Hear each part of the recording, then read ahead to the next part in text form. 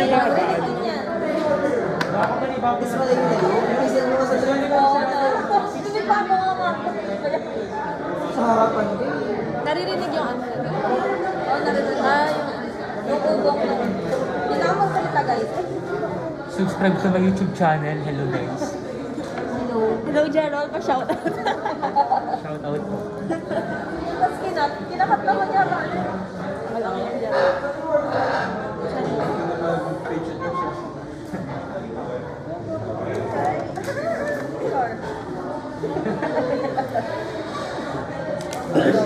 Understand mo rin kasi tayo. Yes,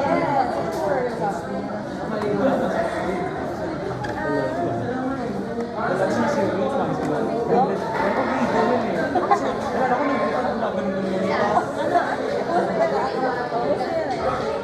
Nalala ko pa ng video niya. Yung kumakain. Yung kumakain tapos nag-love shot siya. That's not right, it's hard. Kailangan mo. Pero nalala ko din yung right, yung left. Hindi mo na rin yung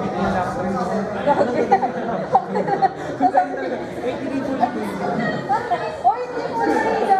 Hindi mo muna video. Yes. Ano kailangan ko?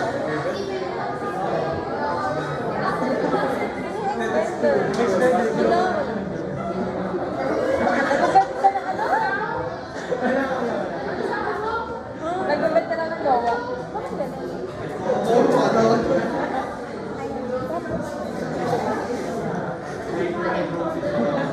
Tingnan mo yung voice ko lang. Gusto nakakahiya sa kanina sa parang tama. Welcome kita. Palakarin naman. Sino ko?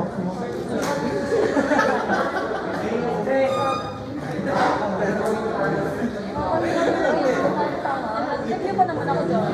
Hindi rin nakakayaw kasi nakakayaw yung video sa PHL.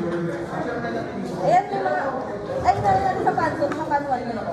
Oo, email ka. Ayan, yan. Aaralin na ulit yan. Kung mahal, kami lang po siya. Hindi ko para na nakakapit. Oo. Saan tayo? Ah, syempre. Hindi pwede. Kunin lang po namin yung naiwan ng mantel.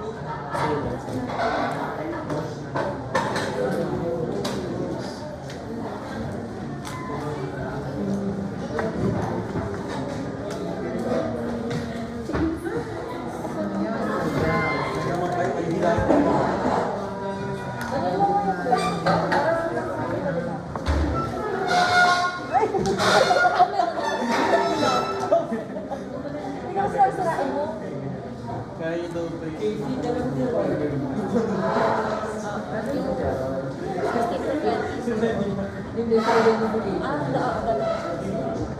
Dito ba yun?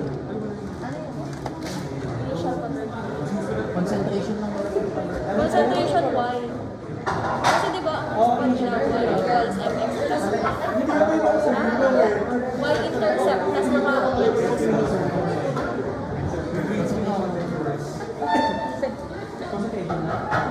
Sagot ang dalawa. Hindi manhid na ako sa mga. Hindi ko manhid sa library. Ako manhid sa store. B kasi naging ano na. Sabi ko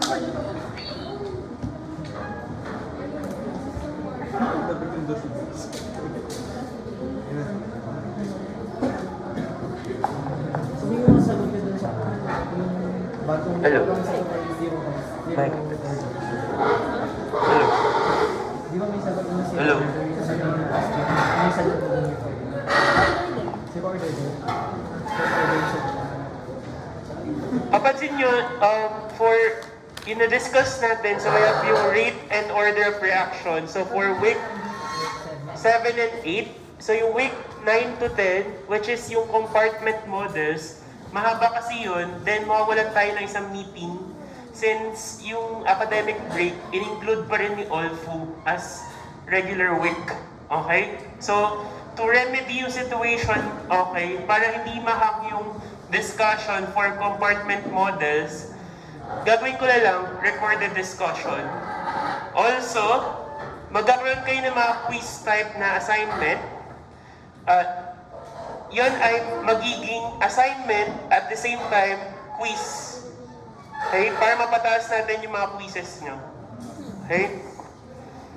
Since medyo in need talaga. Okay? Medyo mababa talaga. Okay? Ayun. Yan lang. So next week, discussion ulit tayo, pero halos review na lang. Pero yung magiging quiz lang natin, area under the curve lang. Ito lang. So, mas madali siya, pero mahaba yung process. Okay? Mas madali siya compare dun sa last topic natin. So, we have area under the curve. So, for area under the curve, so when we say AUC, so remember, area under the curve, it measures the amount of your drug in the body. Also, it reflects the total amount of your active pharmaceutical ingredient or your drug that reaches the systemic circulation. Also, it measures the extent of drug bioavailability. And also, we can compute for the total area with the use of trapezoidal rule. Since yung AUC can be divided into different trapezoids. Okay? So, remember, we have trapezoidal rule to compute for AUC. Ano yung purpose ng AUC? So, for example, AUC can be computed to determine whether two formulations of or having the same dose, for example, a 500 mg tablet, then a 500 mg capsule, i-compare natin if equal ba sila in terms of quantity, okay, sa tissue or sa plasma, okay, with the use of AUC. So, this would be an example of concentration versus time graph. We're in at time 0, so we have our plasma concentration, so we have 35 milligrams per liter. So remember, in this concentration versus time graph, ang unit natin for the concentration, so we have milligrams per liter. Then yung unit natin for time, so we have R. So just simply draw a line para i-connect natin yung this data point sa other data points. Okay? So we have, at time 0, so we have 35 milligram per liter. So, try natin i-tabulate. So, we have X for the time, then Y for the concentration. So, at time 0, so remember, so we have 35 milligram per liter. At time, or after 1 hour, na-reduce yung 35 mg per liter. So, from 35, naging 32 mg per liter. So, don't worry, hindi naman kayo sa mga sample problem, nakatabulate na yung values. So, hindi na kayo malilito kung ano man yung values na nandito. Ito lang ay just introduction, okay? Para malaman natin saan ba nanggaling yung formula for the AUC 0 to T, then T to infinity, then AUC 0 to infinity. So later madidiscuss naman natin yan. So after 1 hour, so we have 32 milligrams per liter. After 2 hours, so we have 25. Then after 4 hours, actually yung 3, pwede rin naman natin ilagay. Yung 3 ay, ito yung number 3, so we have 16. Then we have 4, so we have 15. Okay?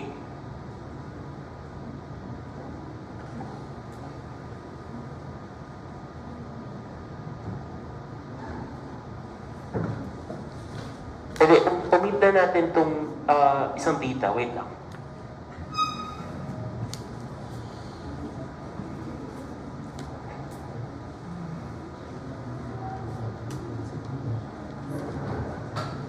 After 4 hours, so we have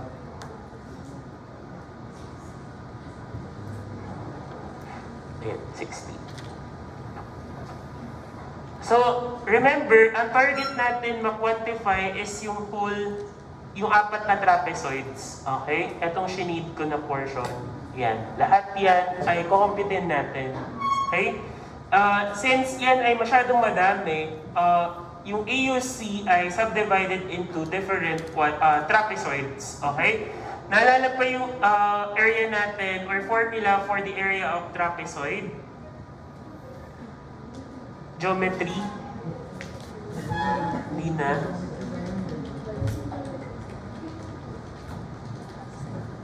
Di ba usually quadrilateral? Okay? Tapos, meron tayong dalawang bases for the trapezoid. Di ba remember, to compute for the area ng trapezoid, so we have base 1 over base 2. Base 1 plus base 2 over 2 multiply sa height. Actually, yung area of trapezoid sa geometry, dito na-derive yung formula natin for AUC 0 to T. Yung nasa next slide, itong portion na to. Yung C1 plus C2 over 2, so we have T2 minus T1. Okay? So, tingnan natin bakit dyan na-derive sa area ng trapezoid. Diba, ang kino-quantify natin is yung apat na trapezoids na nandito. Okay? Yung base 1 and yung base 2, that correspond to your concentrations. Okay? So, yung base 1 and yung base 2, that would be your C1 and C2. Over 2, then yung height dito sa area of trapezoid, that is the difference in your time. Diba? To compute for the height, yan ay just simply yung difference between time 2 minus time 1. Okay? Ito lang din yun. T2 minus T1. Okay? So, try natin computin yung each trapezoid. So, ibig sabihin, ang kukumpitin natin, this would be your first trapezoid, second, third, and then fourth. So, remember, yung fourth trapezoid or yung last trapezoid natin, iba yung formula na ginagamit natin dito. Since pag in-extend natin yung graph natin, yan ay mag-extend to infinity. Okay? Kaya, yung formula natin for the last trapezoid, so we have C-last over KEL. So, yung ibig sabihin ng C-last, that would be your last concentration over yung first order rate constant. Okay? So, your last concentration over your elimination rate constant. Then afterwards, ito kasi, formula na to is good for one trapezoid. Ibig sabihin, trapezoid 1, this would be for trapezoid 2. Susundin nyo lang yung ganitong format. Okay? So don't worry, isa-isahin naman natin yung pag-compute. So remember, this would be yung sums for all trapezoids. Okay? Between time 0 out until sa last given time.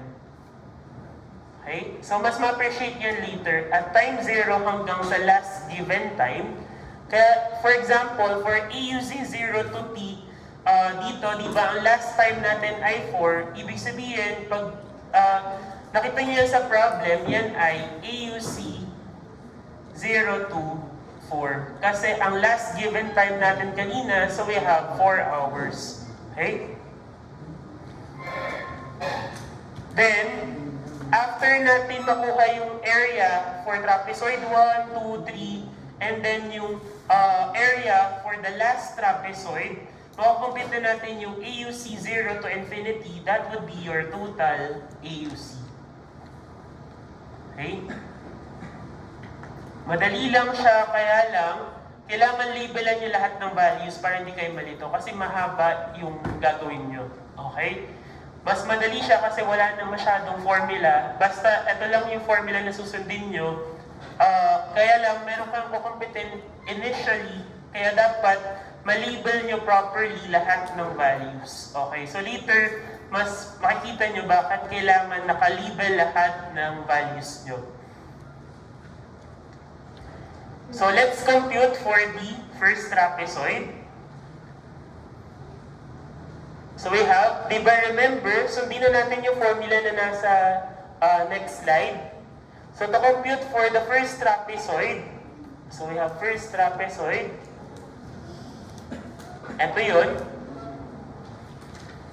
Di ba C1 plus C2 over 2 multiply dun sa height, di ba yun yung difference? We have time 2 minus T1. So lagay natin ulit yung mga values kanina.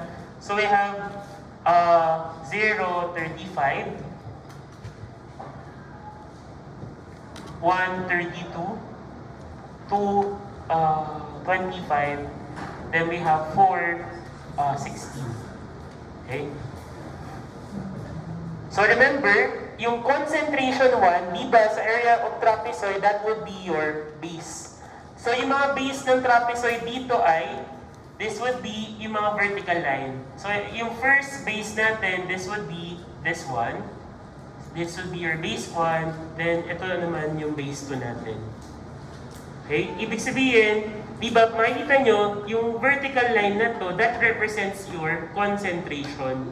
Kaya siya, yung base 1 natin or yung C1 natin, that would be your 35 milligram per liter.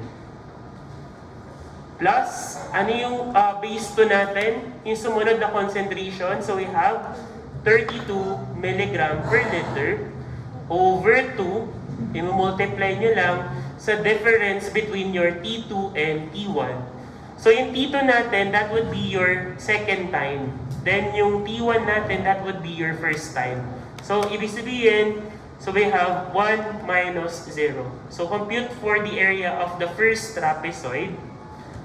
35 plus 32 over 2. Then multiply sa difference between 1 minus 0. 33.5. So for the first trapezoid, so we have 33.5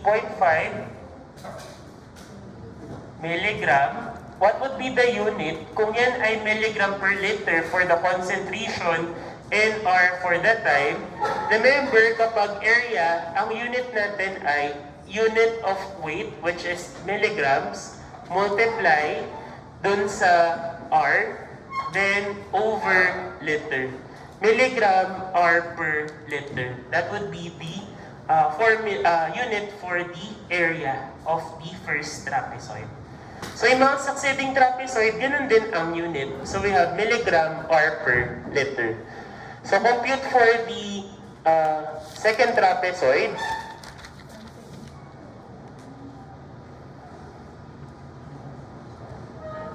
So we have, for the second trapezoid, yung second concentration natin dito, mapapansin nyo, that would be your first concentration sa second trapezoid. So we have,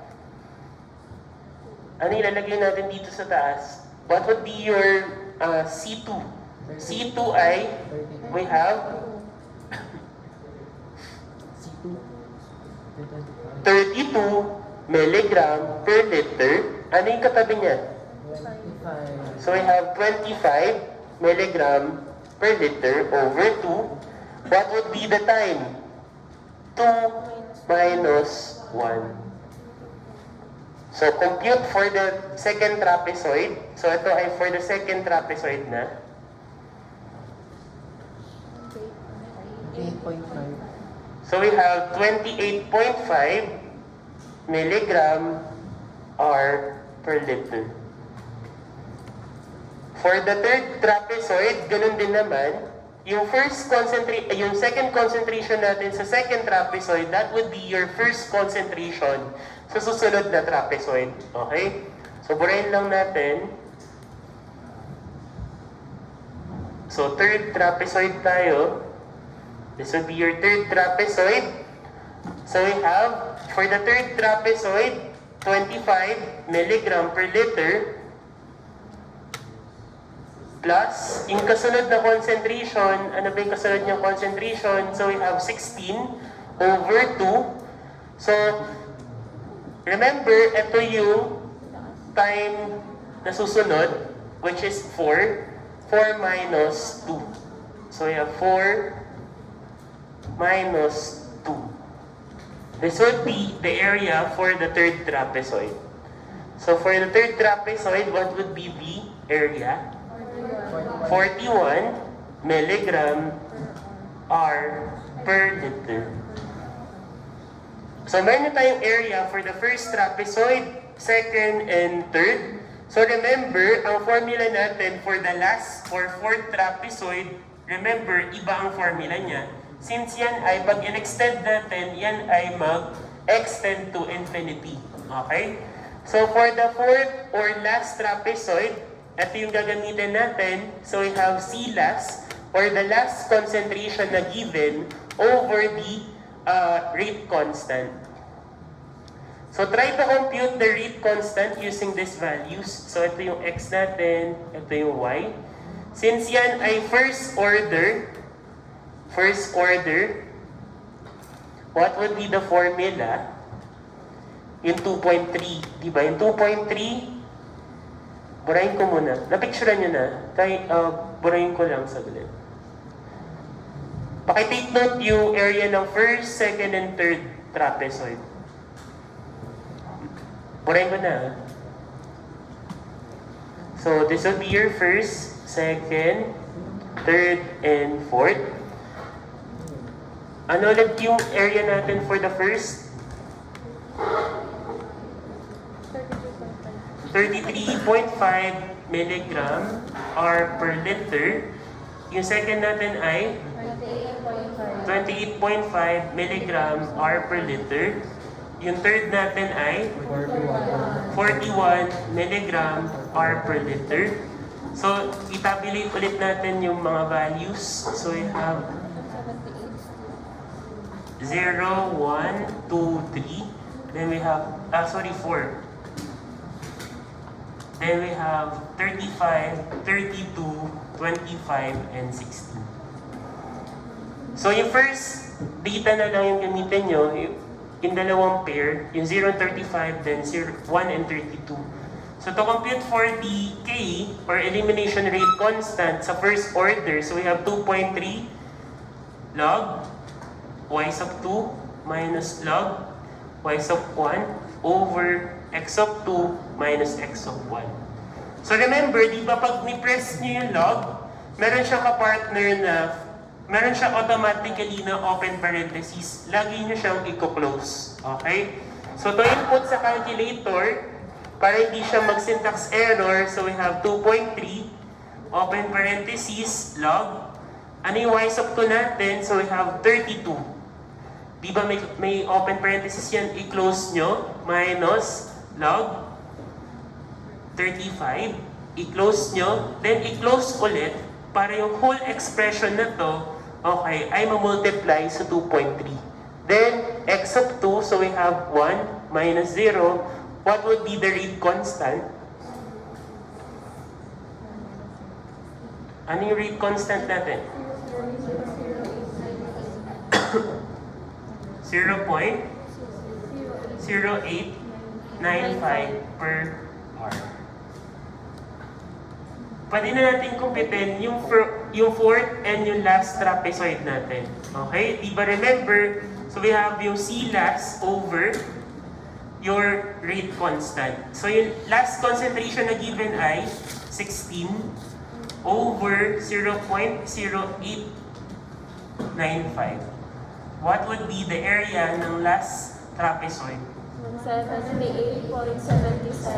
178.77 milligram R per liter. Meron na tayong from trapezoid 1, 2, 3, and then 4. So, anong gagawin natin to compute for the total AUC or AUC 0 to infinity? So, just simply add them all. Ibig sabihin, yung first to third natin, that would be your AUC 0 to 4. Okay? Kasi from time 0 to time 4, Okay? Kaya siya, makikita nyo dito, yung AUC 0 to T, yung last given time ay 4. So, AUC 0 to 4, kaya natin pinag-plus-plus lahat. So, we have AUC 4 to infinity, ito yung last trapezoid natin. Okay? Yung last trapezoid natin, this would be AUC 4 to infinity. So, to compute for the total AUC, so remember, to compute for the total AUC or 0 to infinity, ipagpa-plus lang natin yung sum between your 3 trapezoids and yung last trapezoid. Or just simply, i-add nyo lang lahat. So what would be the total AUC? 281. So we have 281.77 milligram or per liter.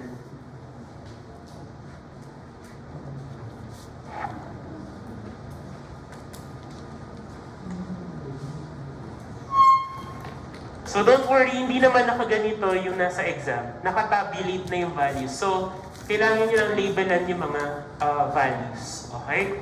So this would be yung mga formula na ginamit natin. So remember, burahin ko lang.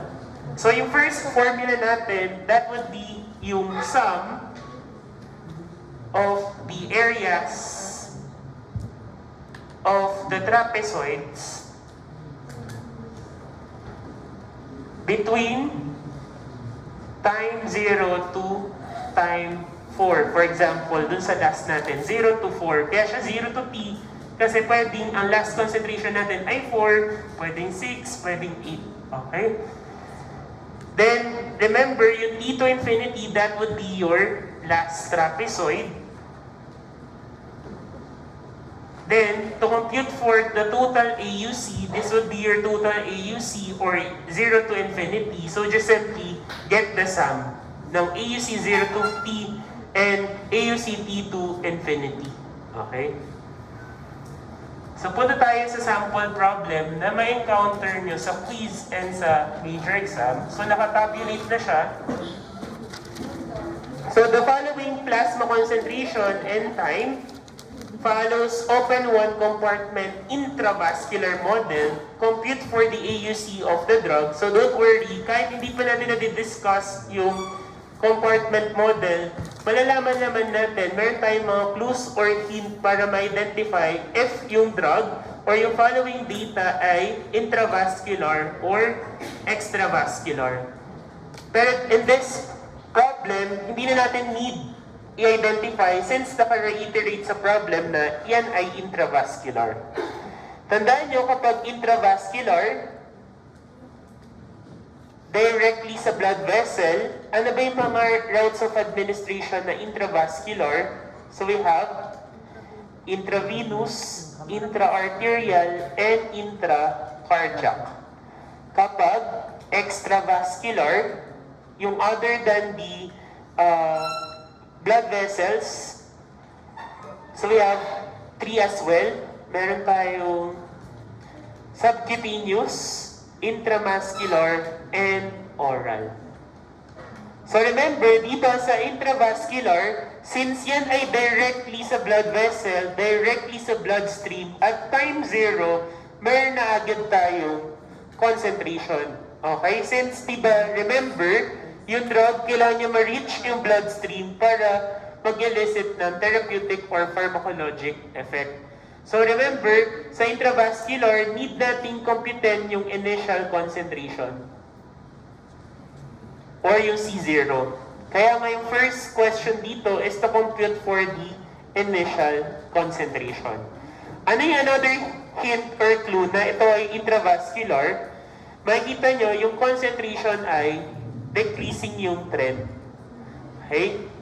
Decreasing yung trends. So later, makikita nyo yung sa mga values ng extravascular, meron silang particular trend na kakaiba. And pag kinumpare mo sa intravascular, makikita nyo talaga na iba yung trend between intravascular and extravascular.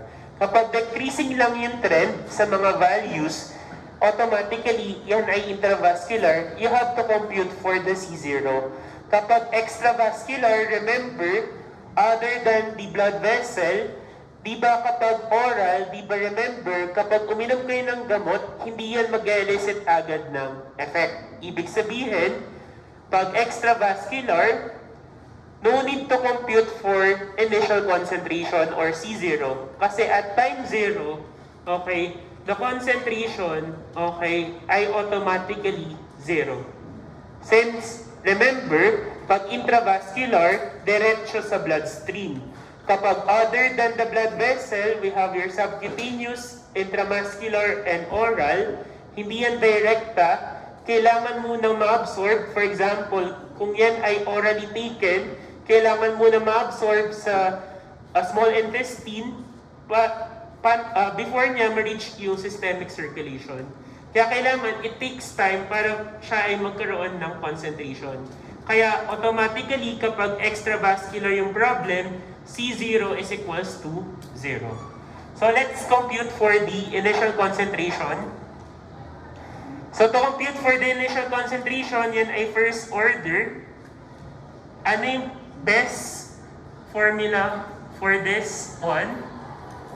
We have ln C0 is equals to ln C plus AP. Meron ba tayong rate constant? May given ba sa problem? Wala. Kung wala, computein natin. So we have x of 1, x of 2, y of 1, and y of 2. So compute k is equals to 2.3 log y sub 2 ay 165.5 minus log 167.5 over 0.5 minus 0.25. What would be the constant?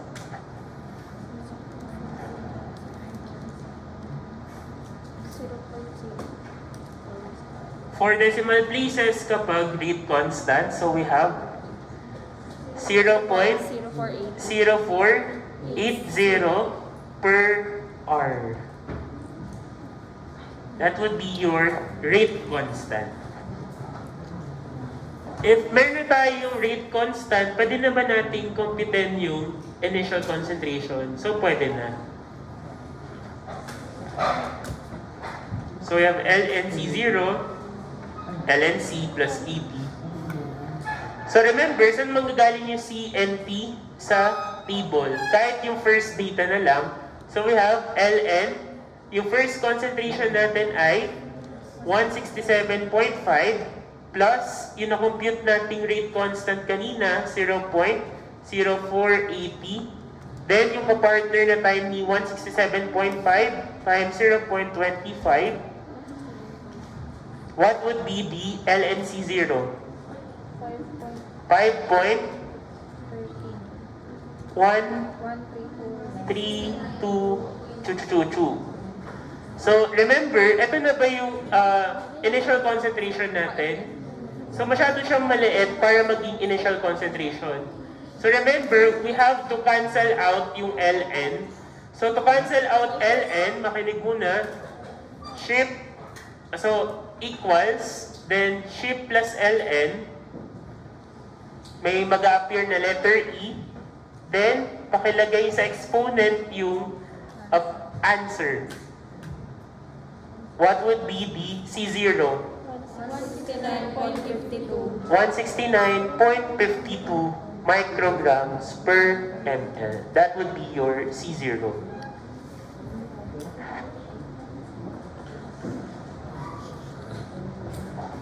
Yung nasa likod, pwede kayong lumapit dito kung di kita dyan sa likod.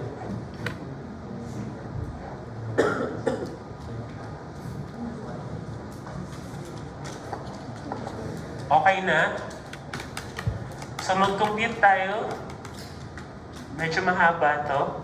So, compute for AUC 0 to 4. Ibig sabihin, AUC from time 0 to time 4.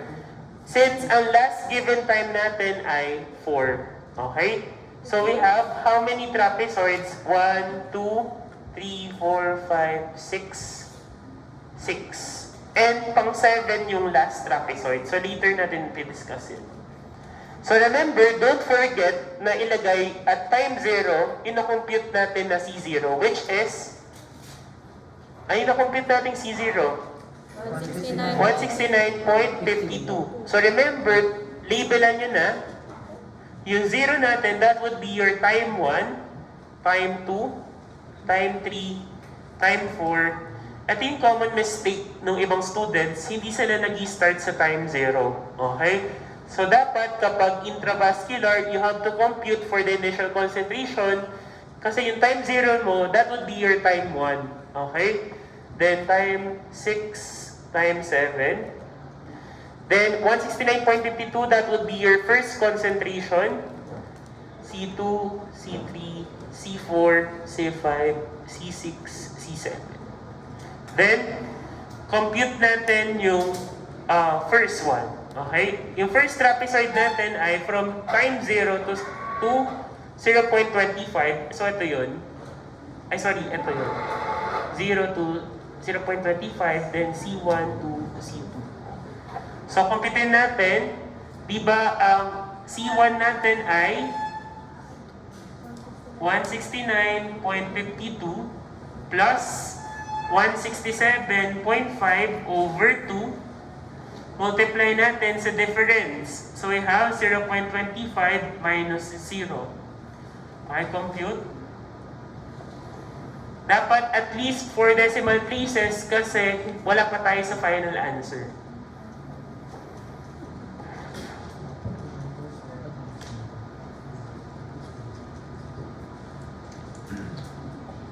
Anong area ng first trapezoid? Yun from time 0 to 0.25. 42.1275 microgram R per ml. Papansin nyo, bakit naging microgram R per ml? Kasi ang unit ng concentration natin ay micrograms per ml, then ang time natin ay Rs. Di ba kanina, milligram R per liter. So remember, consistent naman to na unit of weight, pwedeng milligrams or micrograms, times unit of time, pwedeng hours, minutes, over milliliters, unit of volume, pwedeng ml or liter. So, computein natin yung 0.25 to 0.5. So, we have 167.5 plus 165.5 over 2. Then, so we have 0.5 to 0.25.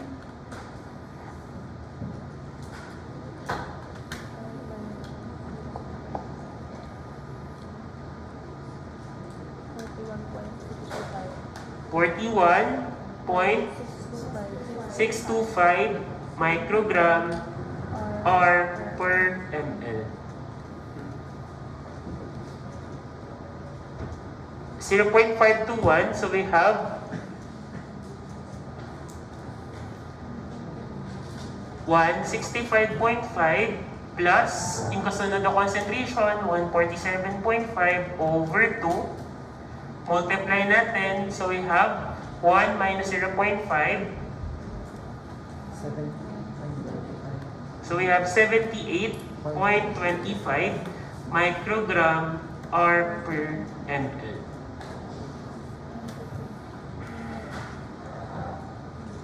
Letter D.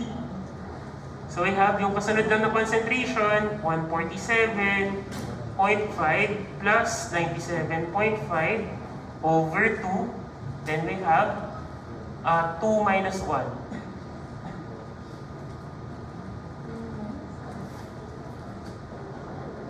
We have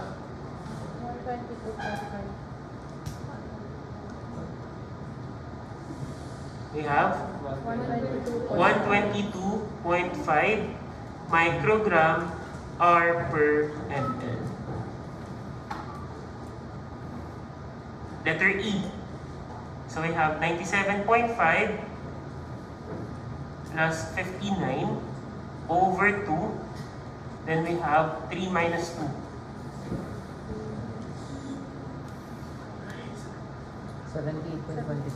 So we have 78.25 microgram R per ml. Dito.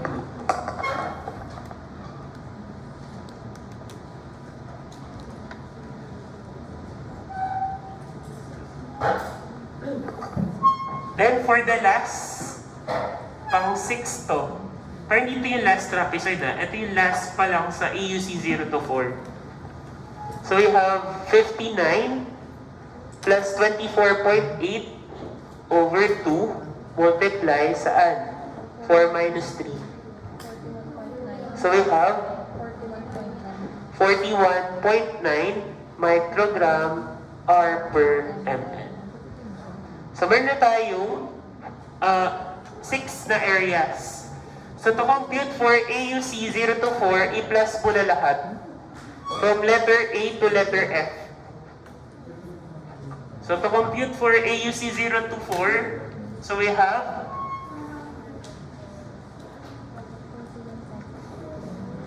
total, dapat ay 4 decimal places, AUC 0 to 4. Ibig sabihin from time 0 to time 4.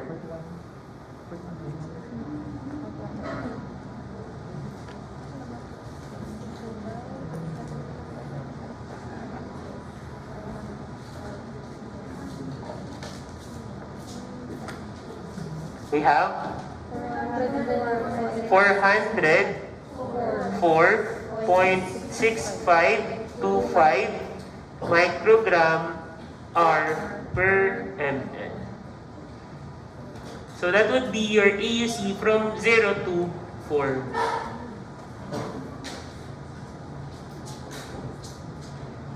Next, compute for the last trapezoid or yung AUC 4 to infinity. So we have yung C last over rate constant. Ano yung last concentration? So we have 24.8 microgram per ml over, ano yung na-compute natin kanina na rate constant? 0.0480 per R. Anong area natin? 4 decimal places as well. 516.6667 microgram R per ml. Then, meron tayong AUC 4 to infinity, AUC 0 to 4. So, pwede na natin i-combine to compute for the total AUC. So, to compute for total AUC or AUC 0 to infinity, so we have, ano yung na-compute natin kanina sa 0 to 4? 404.6525 microgram R per ml plus we have 516.6667 microgram R per ml. What would be the AUC or total area 0 to infinity? 921.32. So remember, since ito na yung final answer, dito na tayo magto 2 decimal places. So we have 921.32 micrograms R per ml. So sa isang problem, ganyan siya kahaba. Okay? Pero mas madali kasi hindi ka masyadong mag-iisip kasi dito, isa lang yung formula. Dapat alam mo lang yung sequence ng values. Okay? Para hindi kayo malito. Labelan nyo na agad. Isulat nyo agad yung initial concentration and yung time 0. Next. What if ang given ay hindi naka-reiterate kung intravascular or extravascular? So you have to compute for AUC 0 to infinity of a drug that follows an open one compartment model. Papansin nyo, given na agad ang rate constant. Okay? And para natin malaman kung yan ay intravascular or extravascular, papansin nyo, yung concentration, instead na bumababa, tumataas. Maliit sa umpisa, 7, 18, 25. Tumataas siya. Okay? Tumataas. Then papansin nyo, bandang sa gitna, yung 20, bumaba na naman siya, pababa naman siya. Okay?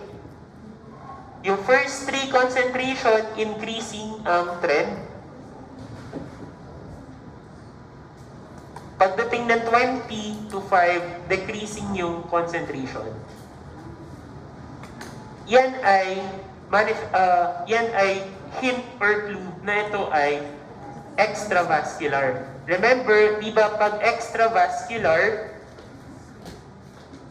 at time 0, 0 ang C0. Okay? So remember, kung ipa-plot natin yan, mag-increase, then eventually bababa. Okay? Pag ni-plot natin sa concentration versus time curve. Ibig sabihin, so yung 7, 18, 25, yung increasing trend na to, that represents the anong process? Absorption. Okay? So yan yung absorption process. Ito, yung papataas na trend. That would be your absorption.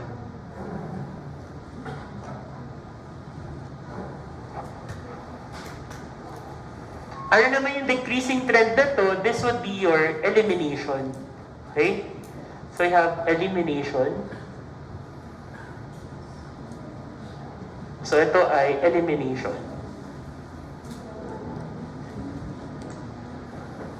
Papansin nyo, if gamitin nyo yung values na nandito, hindi nyo makakompute ang rate constant. Bakit? Kasi nga, sa unang mga data nyo, increasing ang concentration. Diba? Ang mga rate constant, yan ay nakadesign for elimination rate constant, hindi absorption rate constant. Kaya, always given ang rate constant kapag extravascular ang compartment model. Kapag extravascular, given po ang rate constant. Okay? Kasi, with the use ng formula, hindi natin makakompute kasi nga, yung mga first data natin ay increasing ang trend, absorption yun. Okay? So, try natin computein. Remember, di ba ang extravascular, need pa natin mag-compute ng C0? Hindi na. Kasi ang C0 natin ay is equals to 0. Okay? So, computein natin. So, medyo mas mahaba ito kasi mas madami yung data. Okay? Ibig sabihin, at time 0, so we have, ang concentration natin ay 0. So we have, yung 0 natin, that would be your T1, T2, T3, T4, T5, T6, T7, T8. Then yung 0 natin for the concentration, so we have C1, C2, C3, C4, C5, C6, C7, C8. So to compute for AUC 0 to 12, bakit 0 to 12? Kasi yung T natin, di ba, last given time, ang last given time natin ay 12. So, it is divided into how many trapezoids? 1, 2, 3, 4, 5, 6, 1, 2, 3, 4. 7. Then, meron tayong pang 8 for yung last trapezoid natin. So, A2, G yung AUC 0 to 12 natin. Okay? So, isa-isahin natin. So, we have AUC 0 to 0.5. So, we have 18 plus 7 over 2. Ay, mali. 0 pala start natin, sorry.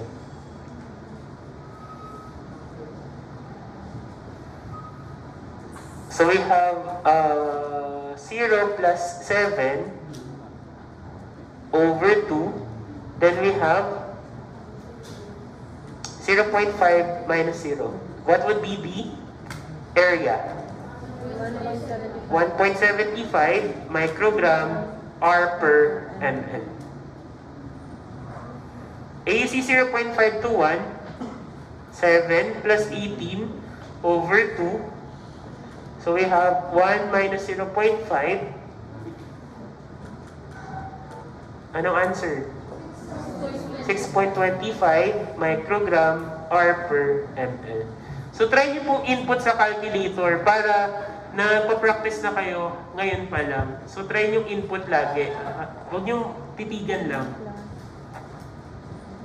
Next, we have 18 plus 25 over 2. Then we have 1.5 minus 1.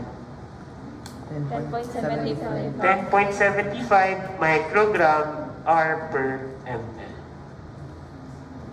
Then AUC 1.5 to 2. So we have 25 plus 20 over 2. So we have 2 minus 1.5. 11.95. So we have 11. 11.25 microgram R per ml. Paki-take note yung mga area. Last 3 na lang.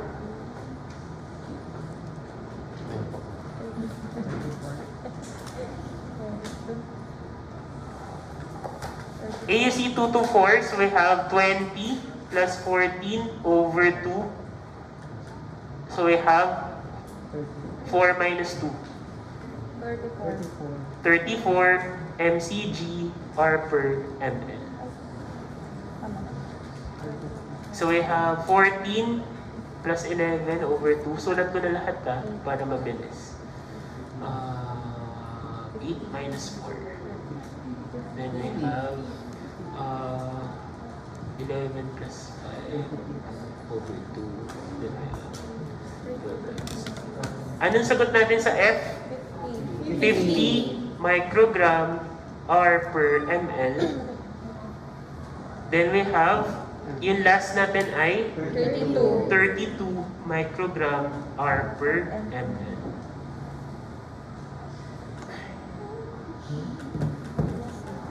So, na-compute na natin yung AUC 0 to 12. Okay? So, i-plus lang natin lahat. 1.75 plus 6.25 plus 10.75 plus 11.25 plus 34 plus 50 plus 32. What would be the AUC 0 to 12? 146. 146 microgram R per ml.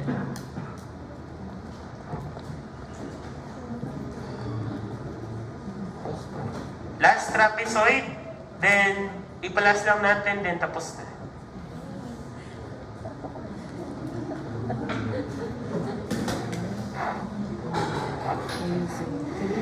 AUC 12 to infinity, di ba last natin?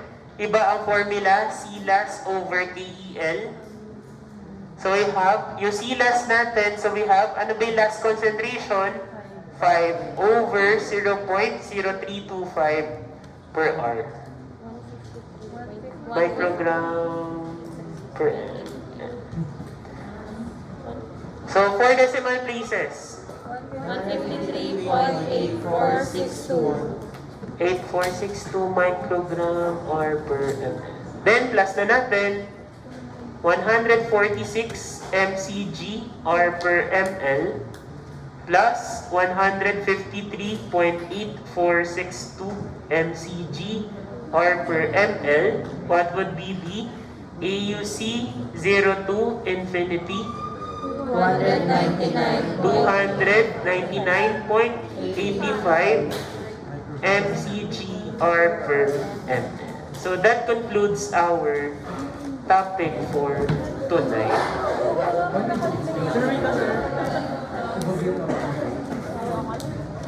So sinulat ko sa board, student number makikita, equivalent grade, yun yung prelim grade, wherein ang makita nyo ay 1.0, 1.25, 5.0,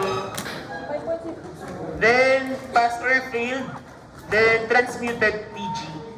So remember, lumabot kayo hanggang finals kasi remember, yung 6